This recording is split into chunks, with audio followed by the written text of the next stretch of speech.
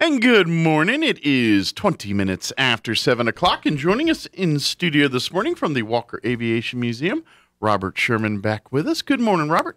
Good morning. How is life treating you, sir? Other than the Walker Museum being closed still, but yeah, we're still waiting for some final repair from the flooding we had on the 29th of May. Yeah, it's kind of still the It's kind of results. like the COVID beat us up. Yeah. And then when the COVID was over, okay, we're ready to open, and boom, the flood hit. Too bad you're not the Walker Submarine Museum, because then we get Yeah, what are we going to say? Just kidding. But The Walker Submarine not a lot of Navy stuff around here in New Mexico, but True. but yeah, you guys have really pardon the pun, but it rains it pours on this situation, and that's kind of literally what it did this time. It's kind of tough. We've got a lot of things in the fire that we need to talk about today, and so we're going to be once we get access and we start going, we're going to be drinking from a fire hose. All right. So we got some stuff going on. Good. So it's hurry up and wait, just like the real military. Yeah, and later on this morning, in just a few minutes, we'll talk a little bit about the developmental history of the B-52 bomber. All right. That was stationed at Walker during the late 1950s and 60s until closure. Still aircraft used in the active military today. Yeah. Yep. Right. And a very important role in the active military. Yep. And I'll talk about that next month as far as kind of what the operational history has been and kind of what the future and some of the wild modifications they're putting into that aircraft. I forgot reading that and going, whoa, this is... Yeah. Even though it was built back in the 50s and early 60s, it's an aircraft that's flying today that has capabilities that were never thought of probably when it was designed back in the 50s. Absolutely. You know, that's kind of a neat thing to wrap your head around when you think about it sometimes. Yeah.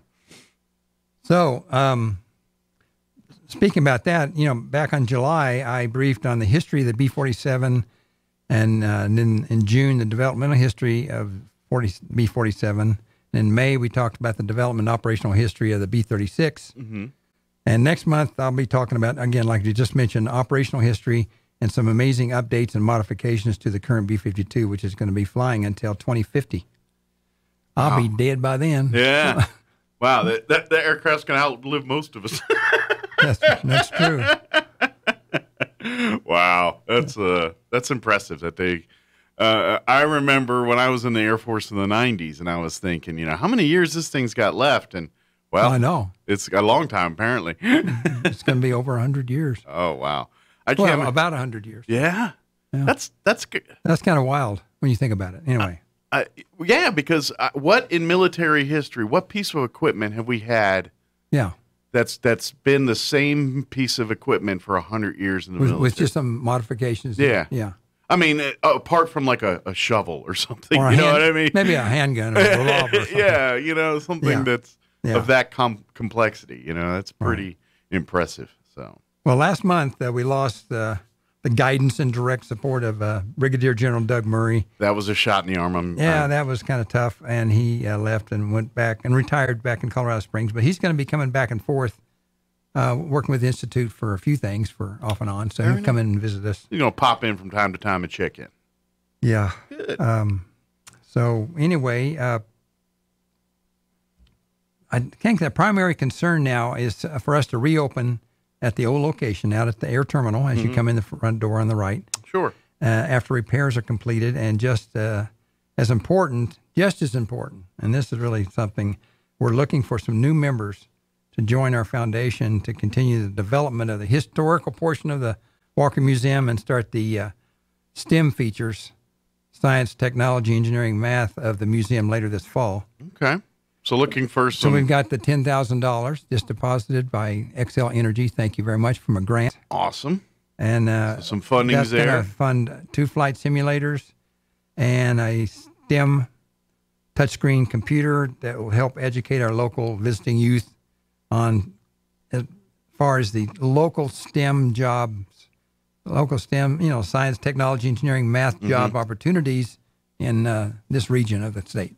Excellent. Yeah, that's for folks that don't know this. That's the whole mission statement of the Walker Aviation Museum. It's one is to preserve the history of the Air Force Base and the Cold War era and the role that this region served during that time period. Now that you say that, and also the STEM, the education side too. The actual mission statement is, you got it, man. You got it down. Did I nail it? If I keep coming here, you know, to educate and inspire all generations concerning the history and legacy of Walker Air Force Base, and encourage our youth to explore careers in science, technology, engineering, and math. Absolutely. Now, on that history, a lot of people don't realize that, we had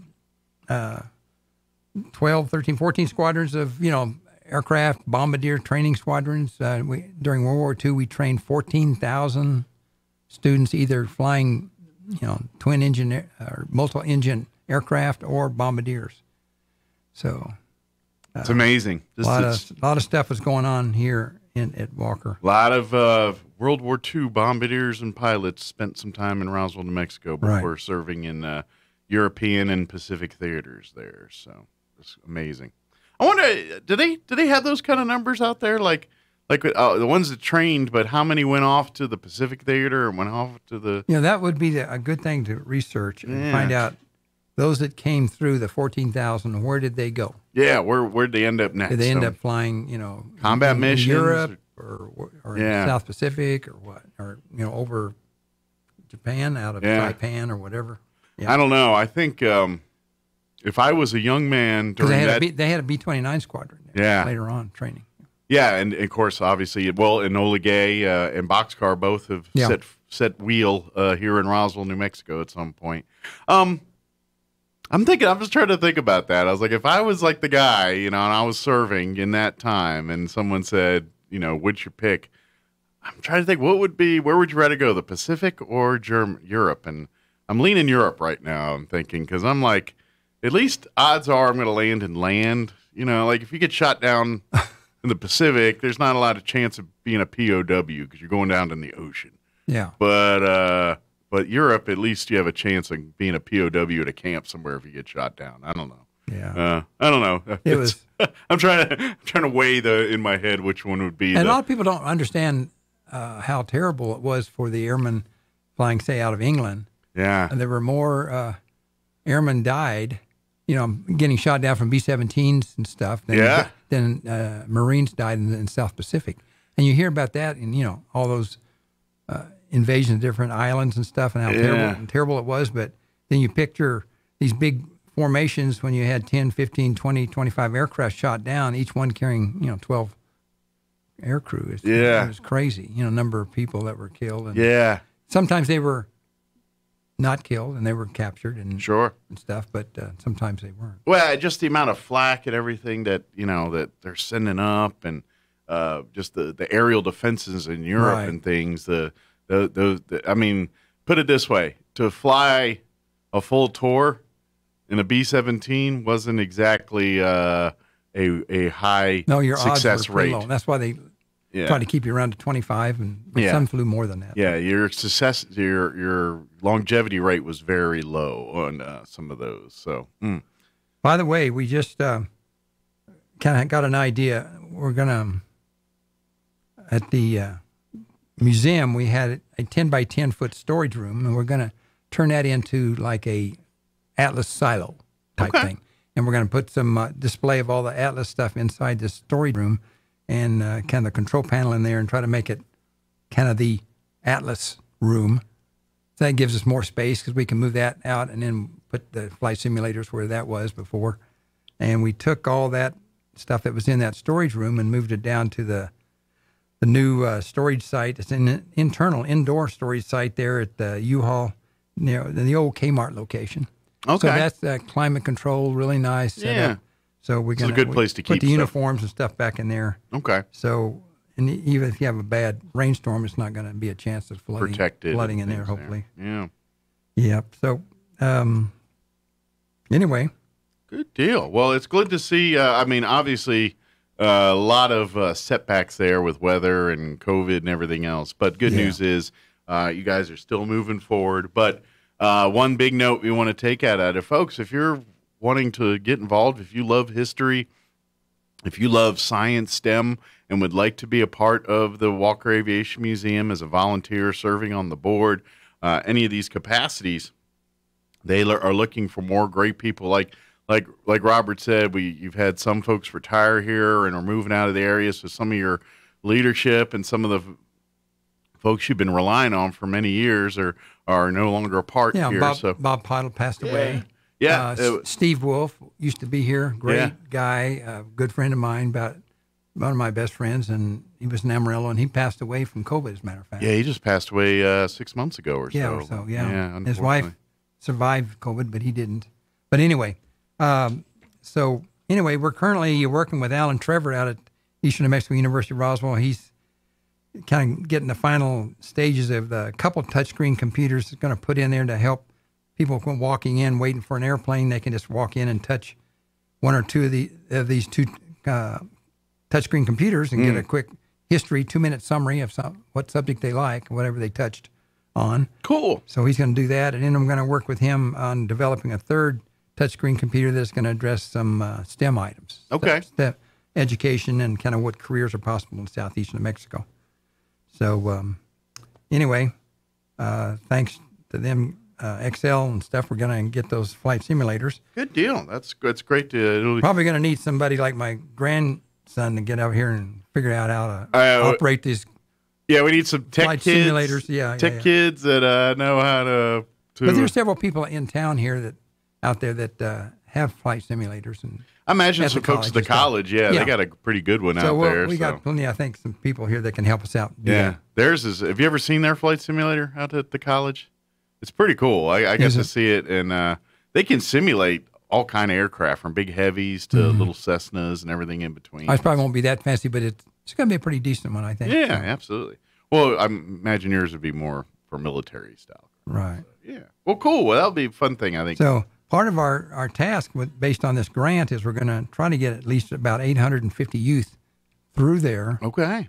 To go, work with a simulator and get a little STEM briefing. Yeah. And we're going to be coordinating with, obviously the Roswell Independent School District, Catholic school here in town, Gateway, homeschoolers. I've talked to the Assurance Home, kind of special for them, come out. And so got homeschoolers sitting there at home, we can coordinate and get that set up so we can maybe get a bunch of them to come out. Cool.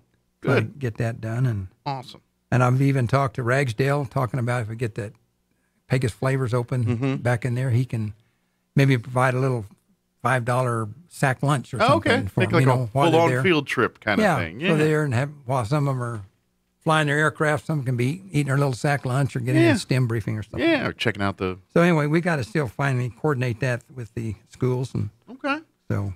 But big plans on the horizon. But we're here to help. That's we want here to... Well, that's make a difference. Yeah, you want to educate and expose all these opportunities to our youth here and giving them, hopefully, a few of them light the fire to pursue careers in STEM and those type of things. Yeah, and check out our website. We'll say that again later, but wafbmuseum.org. Yeah, if you'd like to donate, there's a link there to do that. Of course, learn all about the museum, and of course, if you'd like to volunteer, be a part of it, there's links that you'll find through the website that you can go Amazon Smile when you buy something from Amazon. Yeah, that's a great way. Amazon Smile, go through that link, and every time you shop Amazon, we get a few pennies and nickels and dimes. It adds up if you get enough people doing it. Right. So go through that link too there. Awesome. But always you can help. Again, wafbmuseum.org is the website. And check out our membership area there so you can, if you want to join and become a member. Yeah. Pay that, and that'll help us out financially. Normally we have a golf, but we're not going to have one, I guess, until probably May of 2022. Okay. That'd be... But as far as finances, Roswell Toyota it was been a while, but Roswell Toyota was a big supporter, and XL Energy, Pioneer Bank, Featherstone Development, and then a few other folks like Dennis, Phil Cathy, and Paul Engstrom, IDOC, and Lloyd Hughes. And AirSail's been a big supporter in the past, and we got reading in the paper all these new companies coming in. So maybe you can, come see our museum. Yeah, yeah. And hopefully it'll work out. Yeah, well, good deal. You want me to run through this quick B-52?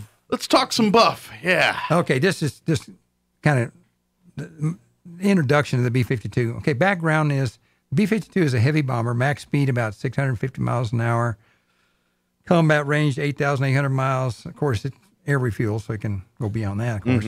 Service ceiling about 50,000 feet and 159 foot long, 185 foot wingspan. Bomb load 70,000 pounds. It's a big airplane. Introduced into the Air Force in February 1955. 742 were built between 1952 and 63. Manufactured by Boeing. Still in service and expected to remain in service, like I mentioned earlier, until 2050. Commonly called the Buff.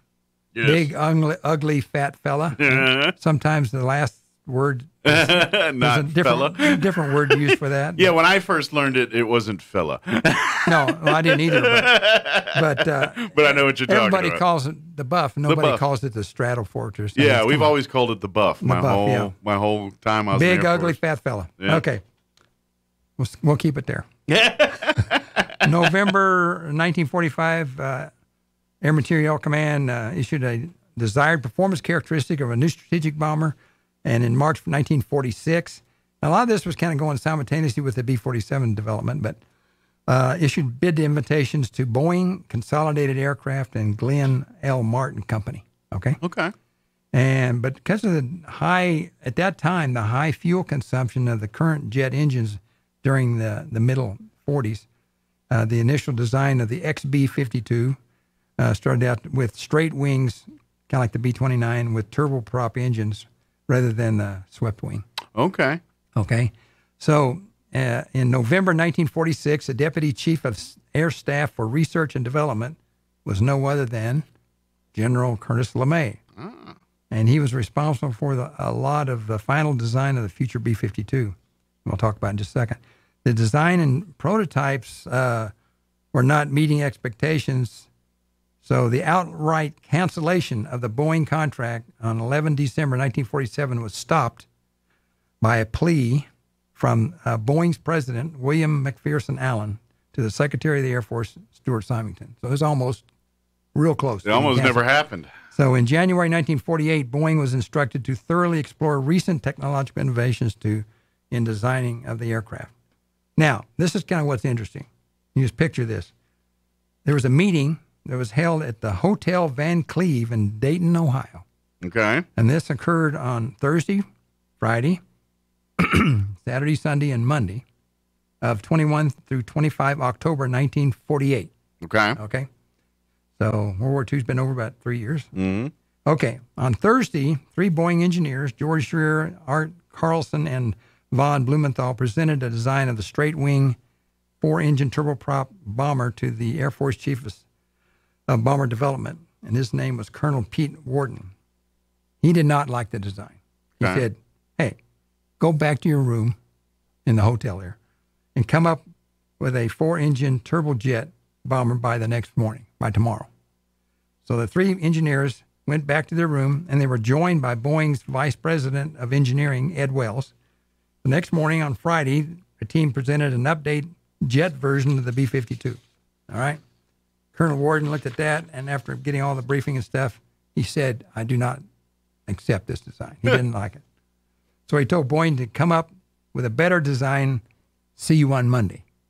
So the Boeing team went back to their hotel room, and they were joined by 2 other top Boeing engineers, Bob Withington and Maynard Pennell, who just happened to be in town in Dayton, Ohio, on other business.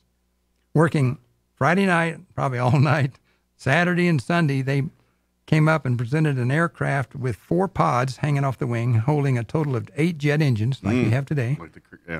35-degree swept wings, similar to the B-47, with bicycle landing gear that could turn 20 degrees on either direction to help with crosswind landings, and with a wingtip outrigger wheels. And they hired a stenographer to type up a clean copy of the proposal, and one of the guys went to the hobby shop and put together a model of the airplane. So on Monday morning, the Boeing team presented a neatly bound 33-page proposal with a 14-inch model totally painted and ready to go, showing the B-52, which at that time was designated the 464-49, because they've been going through a whole bunch of these series. So this was like the 49th. So a bunch of guys over the weekend knocked out the design for the B-52. Got it typed up, got a model airplane made, put together a 33-page proposal. Anyway, they got the green light to proceed. So that's the start of the B-52, done overnight, probably with tons of coffee and a bunch of engineers sticking around in a motel room. Interesting. And if you would have asked those individuals today, if they would have thought their aircraft that they designed is now scheduled to be in service till 2050, would they? That's unbelievable. That is crazy. That's just amazing, man. It's just a couple guys, a lot of pizza and coffee consumed in a couple days there. So 6 months later, in April 49, they presented a full mock-up of the B-52 and proceeded with the design. Curtis LeMay made several direct interventions that moved the production forward and then kept it in the hands of Boeing.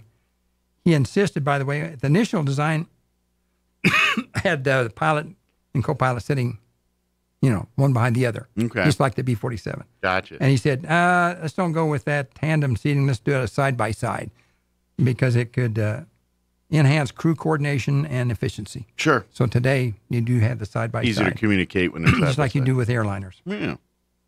So Boeing was awarded a contract to build 13 B-52A models on 14 February 1951 and ended up building only 3. But the rollout of the aircraft was on 18 March 1954. And the history of the B-52 manufacture, I could go through those, but I won't today because it just go too much time. But in 54, they built 3. And then the B model, they built 50 of those. On down the C model, D model, E model, F model. So there was like 50, 35, 170 D models, 100 E models, 89 F models, and then the G and H, because you kind of hear a lot of those today, 193 of the G models and 102 of the H's. And those were built, the last ones were built in 61, 62, and 63. Wow. When I was in the Air Force, there was only 2 B-52 bases left, Minot and Barksdale. Is that still... Do you know if that's still the case, or did they? Yeah, I think I can find out. I think it was Minot, North Dakota, and then there at Barksdale. That was the 2 bases that were the buff bases. That was in the 90s, though. So I don't know if they've consolidated to 1 base or did they add another base, or who knows. I have no idea what when they move things around like that, but. And that is so cool. I love that. I love that story, and I love the fact that they all got in it. Yeah, I can imagine all these guys, all the top engineers, all just hanging around in a motel room. I feel like they could, ordering pizza and brought it in. They're in there working on this plane. You know how they got all these Netflix. Sometimes that's the best way to get stuff done. You know how they got all these Netflix documentary series and all that, and they talk. I could easily see that as one that people would like to watch. How did the B-52 happen? The birth of the B-52. Yeah, and it's like weekend thing with it's like Weekend at Bernie's at a hotel room with these guys designing it. That's kind of the image in my head I picture. So that's pretty cool. By the way, our current board members are myself, Robert Sherman, Katie Yates is our treasurer, Sandy Correa is our secretary, Bob Donnell, Juliana Halverson, Judy Armstrong, Jerry Cloffer, and Friar Jarek Norwaki. Awesome. Well, so again, we're looking for some additional warm bodies to help us out. Absolutely. And some other folks that have helped the museum recently. One of them is Daniel Cederberg. Who's Daniel Cederberg? Well, Daniel is the main guy over there at Moonrock Outfitters. It's a bicycle shop behind Stellar's Coffee up here on the 300 block of North Main on the east side street. And it's kind of hidden back there behind Stellar's. You can go into Stellar Coffee and walk along the hallway in the north wall and go back. But he took this beat-up old bicycle that didn't have any tires or anything, and we put some authentic-looking tires, at least, on the bicycle that was used at Walker to deliver stuff all over the base. Military. And it's an old rally bike. And I just happen to have about a 50-year-old leather seat that I used to have on a bicycle I have had a newer seat put on since then. It was leather in those days. But we put that on there, and because before it just kind of didn't really have a seat. Okay. But anyway, he got it kind of up to speed. We keeping it really authentic looking. Yeah, that's cool. Because he's an expert in bicycle stuff. Sure.